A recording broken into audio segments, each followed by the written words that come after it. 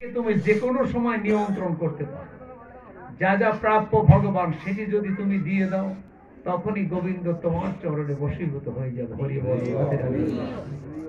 দেখেছেন ভগবান, ভগবান একমাত্র বিচলিত বিগলিত হয় ভক্তের ভক্তি মিশ্রিত চোখের জলে।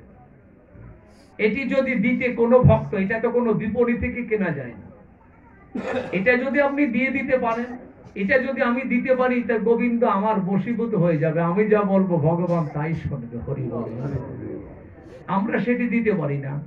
আমাদের চোখের জল আন কাজে ব্যয় হয়ে একসময় যখন প্রয়োজন মনে করবেন যে এখন দুপুরটা চোখের জল হয়তো একান্ত গোবিন্দের কাছে দিতে হবে, তখন তো আমার সেই নদীতে জল থাকে।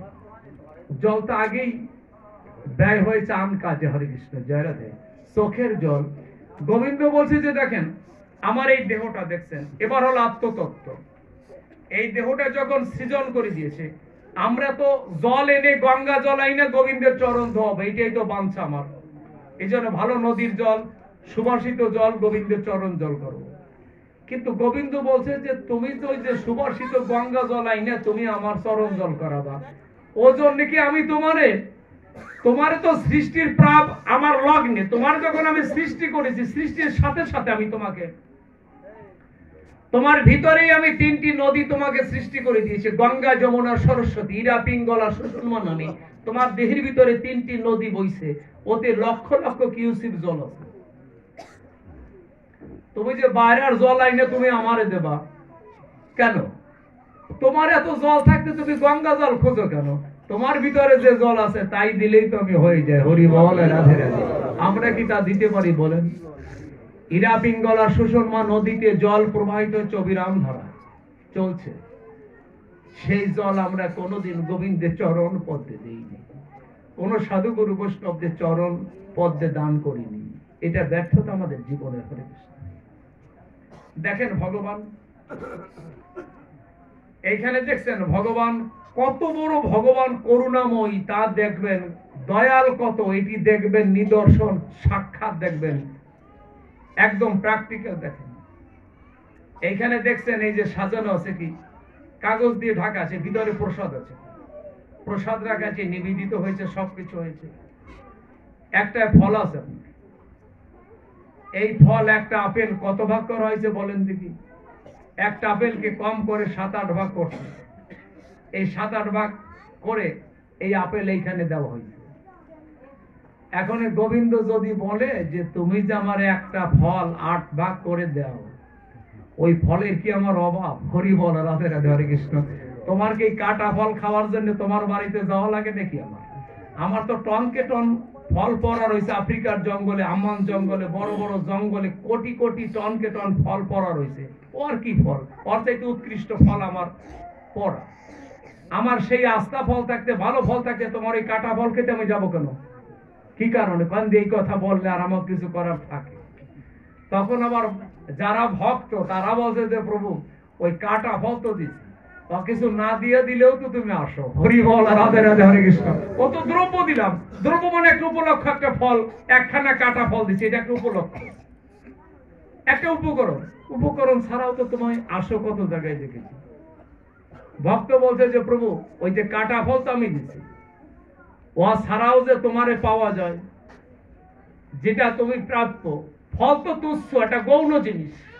চিনি, ক্ষীরপুরি, অমৃত গেলি, ওই যে দেখেন আপনার লুচিপুরি দেখেন, ওই পুষ্পন্ন দেখেন, রাজভোগ দেখেন, এগুলো তুচ্ছ। ভক্ত বলছে যে প্রভু আমার যদি ভক্তি মিশ্রিত চোখের জল যদি তোমার চরণে দিয়ে দেই, আমি এক ফোঁটা চিনি দিলেও তুমি তা খেতে একদিন আমার বাড়িতে আসতে হবে। হরি বল, রাধে রাধে। গোবিন্দ বলছে উত্তম। হরে কৃষ্ণ, রাধে রাধে। যথার্থ না হলে ওই যে রাজভোগ পরিত্যাগ করে বিদুরের সাগর্ণ খায় কি আমার গোবিন্দ?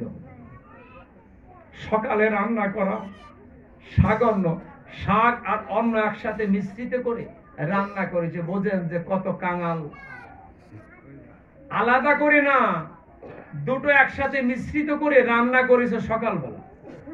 সেই খাবার ওই রাজভোগ পরিত্যাগ করে হস্তিনায়, হস্তিনা রাজভোগ পরিত্যাগ করে কৃষ্ণ আসছে ওই সাগর্ণ খেতে। বলেন যে সাগরনে কি মিশ্রিত ছিল যে গোবিন্দ সবকিছু ছেড়ে চলে আসে আপনার বিদুরের ঘরে। সেদিন বিদুরের স্ত্রী রান্না করেছিল সকালবেলা, ঘুম থেকে উঠে ভোরে খুব। কিন্তু বিদুরের স্ত্রী জানে কি জানেন? বিদুরের স্ত্রী নাম পরশরী। অত বড় ভক্তিমতী মা পৃথিবীতে নাই। আর ওই যে দেখছেন আপনার ওই যে বিদুর চাকরি করে, কিরম চাকরি করে জানেন? সে কিন্তু হস্তিনার মন্ত্রী, হস্তিনার একজন বড় মন্ত্রী কিন্তু ওই বিদুর। চাকরি করে কিভাবে জানেন? বিদুর মনে করেন আজকে সারাদিন খাটার পরে সন্ধ্যাবেলা 3 জন লোক সংসারে, মানে কুন্তী, পরশরী, বিদুর, এই 3 জন একসাথে সেবা করে। ওইখানে থাকে, কুন্তী থাকে বিদুরের বাড়িতে।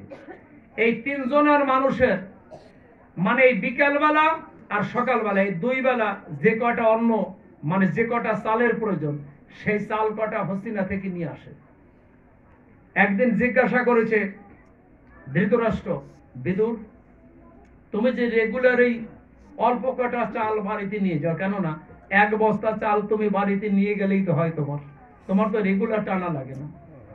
তখন আস্তে আস্তে গিয়ে বিদুর বলছে যে দাদা,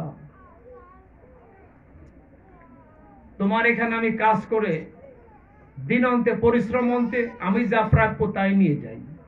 আমি যদি 1 বস্তা চাল নিয়ে যাই, কালকে যদি তোমার হস্তিনায় আমি চাকরি করতে আসতে না পারি, তাহলে তো আমি ঋণ হয়ে যাব। আমি ঋণ হয়ে যাব, তো তাই আমি ঋণ হতে চাই না। আমি যেদিন শ্রম দিতে পারবো সেদিন নেব, যেদিন আমার শ্রম দিতে পারবো না সেদিন আমার কোনো অসুবিধা নাই। আমি না খেয়ে থাকলে আমার কোনো সমস্যা নাই, কেননা আমি তো পরিশ্রম করতে পারি নাই, আমি শ্রম দিতে পারি নাই, এই জন্য আমি পাবো না। এই জন্য আমি কারোটা কিছু নিয়ে ঋণ হব তা না। এ হলো জীবন যাপন। কত বড় বৈরাগ্য লোক বোঝেন? এ চাকরি করে মন্ত্রী ওই বাড়িতে, মানে কৃষ্ণ আসতেছে মনে করেন, কৃষ্ণ হস্তিনায় আসবে এইটা সবাই জানে, কবে আসবে, কোন দিন আসবে সব জানে। হস্তিনার মায়েরা মনে করেন, দুর্যোধন গং শত ভাইয়ের স্ত্রীরা মনে মনে বাঞ্ছা, প্রত্যেক নারী, প্রত্যেক পুরুষেরই তো জীবন সার্থক হবে যদি আমি কোনোদিন গোবিন্দ সেবায় যদি একটু লাগি, যদি কোনো সাধু গুরু বৈষ্ণবের সেবায় লাগি। হরে কৃষ্ণ। এটা প্রত্যেকের বেলায় প্রয়োজন, নারীর তা নয়, পুরুষের বেলায়। হরে কৃষ্ণ। আমার এই দুর্লভ মনুষ্য জন্ম ভগবান আমাকে অনেক বিবর্তনের পরে দিয়েছে, কিন্তু সেই জন্ম যদি আত্মসুখের জন্য শুধু ব্যয় করে গেলাম, যদি সেটা গোবিন্দের জন্য প্লাস সাধুগুরু বৈষ্ণবের সেবায় যদি না লাগে, তাহলে সে দেহ কোনোদিন গোবিন্দের চরণে পৌঁছাবে না। হরি বল। এখন ওই মায়েরা তো মনে করেন রান্না বান্না করছে, আপনার কৃষ্ণরে দুপুরে সেবা করাবে, কৃষ্ণ তো আইসা যাবে সকাল 10টায়, ওরা রান্না করছে সবাই। কিন্তু ওর আগের দিনই আইসা বিদুর নীরবে খালি, ওই কুন্তী আছে তো, আর পাশে আছে পরশরী, ওই নিজের চোখের জল নিজে সম্বরণ করে বলে কি যে, কুন্তীকে বলছে যে বৌঠান, ওই হস্তিনার যত নারী পুরুষ তারা কত ভাগ্যবান তা জানো, যে কালকে আমার প্রাণ গোবিন্দ আসবে, তারা রান্না করে আমার গোবিন্দকে সেবা করাবে, ওদের জন্ম সার্থক হবে। এইটা বলতেছে তো ওই পিছনে দাঁড়াই কিন্তু ওই পরশরী কুন্তী শোনে যে কালকে হস্তিনায় আসবে কৃষ্ণ, যারা রান্না করে সেবা করাবে, যারা যে কাজে রত থাকুক, যেটুক যে করবে তাতেই তার পূর্ণ হবে, একদিন গোবিন্দের চরণ পদ্মে যাবে। এখন ওই যে পরশরী, ওই যে যেদিন আসবে কৃষ্ণ হস্তিনায়, সেদিন তো সকালে রান্না করে দেবে, ওই বিদুর প্রসাদ পেয়ে যাবে আপনার চাকরিতে। কিন্তু যখন সকালবেলা রান্না করতে গেছে, তখন পরশরী চোখের জল ফেলে আমার গোবিন্দকে বলছে, গোবিন্দ দুর্লভ মনুষ্য জন্ম ধারণ করে আসছে, আজকে হস্তিনার সবাই ভাগ্যবতী, আমি ভাগ্যহীনা, কেননা আমার মতনই হতভাগিনীর, এরকম কাঙালিনীর গৃহে কোনোদিন তোমার চরণ পড়বে না। কেন? তোমাকে পেতে গেলে অনেক কিছুর প্রয়োজন, সেখানে তো আমরা সবকিছুর অভাব, তাই কোনোদিন হতভাগিনীর প্রতি তোমার কৃপা হবে না, কোনোদিন তোমার সেবা করতে পারবো না বলে ওই যে সকালে যে শাক আর অন্ন একসাথে মিশ্রণ করে রান্না করে ওই যে পরশরী যে কান্নাকাটি করতেছিল, কখন যেন পরশরীর ভক্তি মিশ্রিত চোখের জল ওই সাগরের ভিতরে পড়ছে তা পরশরীও জানে না। যখন মনে করেন পরশরীর ওই সাগরের ভিতরে পড়লে ওইয়া সেবা করে তো সবাই চলে গেছে, কিন্তু দেখেন যে কোনো একটা কারণ ঘটছে, হস্তিনায় কৃষ্ণ রাগারাগি করে চলে এসে সেবা করে নাই। হস্তিনার কৃষ্ণ দুপুরে সেবা করে নাই। কৃষ্ণ রথে উঠে সরাসরি ওই বিদুরের বাড়িতে এসে রথখানা রাখছে দুপুরবেলা। যখন রথ থেকে কৃষ্ণ নামে তখন কুন্তী সরাসরি গেছে। আপনার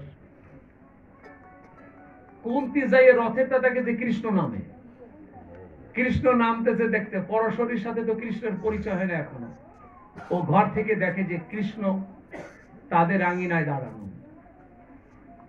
তখন ওই কৃষ্ণ খালি দেখছে কুন্তীকে, দেখার সাথে সাথে কৃষ্ণ রথ থেকে নেমে সরাসরি গিয়ে মনে করেন ওই কুন্তীর চরণে প্রণাম করে পিসি বলছে, পিসি তো কুন্তী পিসি, হরে কৃষ্ণ। কুন্তী বলছে কি জানেন, ও কৃষ্ণ, কুন্তী বলছে কৃষ্ণকে নামতে দেখার সাথে সাথে কৃষ্ণ করছে কি জানেন, কুন্তীর চরণে প্রণাম করে সরাসরি ডাক দিয়ে বলছে যে পিসি, আমি তো খুব ক্ষুধার্ত, তোর গৃহে কিছু সেবার আছে নাকি? হরি বল। ওই কুন্তী জানে গৃহে এক মুঠো অন্ন নাই যে কৃষ্ণকে রান্না করে এখন সেবা দেওয়া যায়, এরকম এক মুঠো অন্ন নয়। বিকেলে আবার চাকরি করে আসবেন, তারপরে নিয়ে আসবে, তারপরে রান্না হবে। হরে কৃষ্ণ, কথা কম। তখন কুন্তীরে বলছে যে আমি খুব ক্ষুধার্ত, কোন প্রসাদের ব্যবস্থা আছে নাকি তাড়াতাড়ি? আচ্ছা, এই কথা যদি মনে করেন ভিতরে ওই রমণী শোনে, পরশরী শোনে যে কৃষ্ণের জন্য রাজভোগ তৈরি হচ্ছে, আজকে এক সপ্তাহ যাবত কৃষ্ণের সেবা করানোর জন্য এত ব্যস্ততা হস্তিনা, সেইখান থেকে কৃষ্ণ পরিত্যাগ করে আমার মতন একজন কাঙালিনীর বাড়িতে এসে জিজ্ঞাসা করে প্রসাদের কোনো ব্যবস্থা আছে নাকি? আমার তো কৃষ্ণ যাদের আছে তাদের বাড়িতে যায় না, আমার মতন কাঙালিকে পরীক্ষা করতে কৃষ্ণ আসছে। পরশরী ভিতরে বসে চোখের জলে বুক ভেসে যাচ্ছে আর বলছে যে গোবিন্দ, জন্ম দিয়েছ, মানুষ করে পাঠিয়েছ, কিন্তু আজকে তুমি সেবা করতে চাইছো, তোমাকে সেবা করার মতন কোন পরিস্থিতি আমার নাই। এই যে ব্যর্থতা, দীনতা নিয়ে পরশরী নীরবে চোখের জল ফেলে কান্নায় ভেঙে পড়েছে আপনার ভিতরে। এখন আমার কুন্তী জানে যে গৃহে এক মুঠো চাল নাই, যে ওকে রান্না করে এখন তড়িৎ গতিতে দেবো তাহলে ব্যবস্থা নেই। বলছে কি জানে, এখন কুন্তী যখন কাউন্টার জবাব দেবে, বলবে যে কৃষ্ণ, তোরে যে সেবা করাবো এমন কিছু আমাদের গৃহে নাই, এই কথাটা বলার আগেই বলছে কি জানেন, কৃষ্ণ বলছে, কৃষ্ণ জানে যে পিসি, তোমাদের সংসারে তো চাল নাই, কিন্তু তোমাদের ঘরে তো প্রসাদ আছে, তোমাদের ঘরে যে প্রসাদ আছে আমি তো সেই প্রসাদ খেতে আসছি, তোমরা এখন রান্না করে দিলে তো আমি সেবা করবো না, আর তোমাদের ঘরে এক মুঠো চাল নাই যে তোমরা রান্না করে আমাকে দেবে। আমি তো তোমার কোন দ্রব্যের কাঙাল না, আমি মা আসছি ওই পরশরী যে পিসি, ও যে চোখের জল ভক্তি মিশ্রিত জল দিয়ে যে প্রসাদটা করে রাখেছে, আমি তো সেই প্রসাদের জন্য এসেছি। নিতাই গৌর বলো, হরি বলে যায়।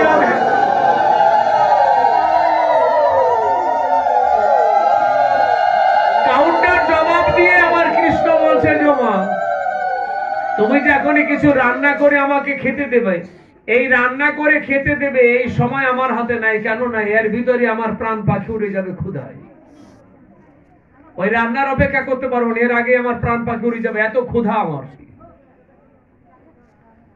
তারপরে আস্তে আস্তে বলে, জমা তোরা যে সকালে খেয়েছিলি, ওই খাওয়ার পরে কোনো অতিরিক্ত খাবার আছে নাকি? আমার সকালে তোরা প্রসাদ, তোরা যা খেয়েছিলি, সাগন্ন খেয়েছিল সকালবেলা, তাতে কিছু পরিত্যক্ত অতিরিক্ত যদি কিছু থাকে তাই এনে তাড়াতাড়ি আমার প্রাণটা বাঁচা। হরি বলে, এই কথা বলে আমার গোবিন্দ।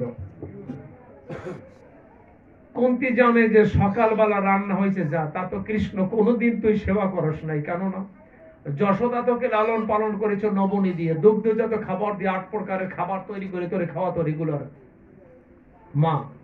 এরপরে যখন মথুরায় আসছস তখন তো রাজভোগ খেয়ে বড় হয়েছিস, দ্বারকায় রাজভোগ খেয়ে বড় হয়েছিস, কিন্তু তোর অধরে কি কোনোদিন সাকল্য দেওয়া যায়?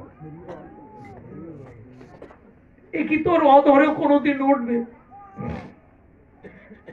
বলছে যে পিসি তাড়াতাড়ি যদি থাকে এনে দাও, নাহলে আমার প্রাণ যাবে কিন্তু চলে। এখন বাৎসল্য প্রেমটা কত দেখছেন? বাৎসল্য প্রেম বোঝেন? যদি ছেলে এসে বলে জমা তোর গৃহে কিছু খাবার আছে নাকি, তাড়াতাড়ি আমাকে দে, তখন মা কি ওই পান্তা বাতা আছে না কি আছে ইয়ে দেখবে নাকি? আগে মায়ের চিন্তা যে ছেলের প্রাণটা আগে বাঁচুক, তারপরে ভালো মন্দ পরে সেবা করা। মনে হরে কৃষ্ণ, আগে তো আরে বাঁচাতে হবে।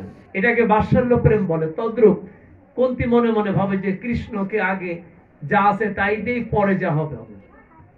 কুন্তী কি আস্তে আস্তে বলছে যে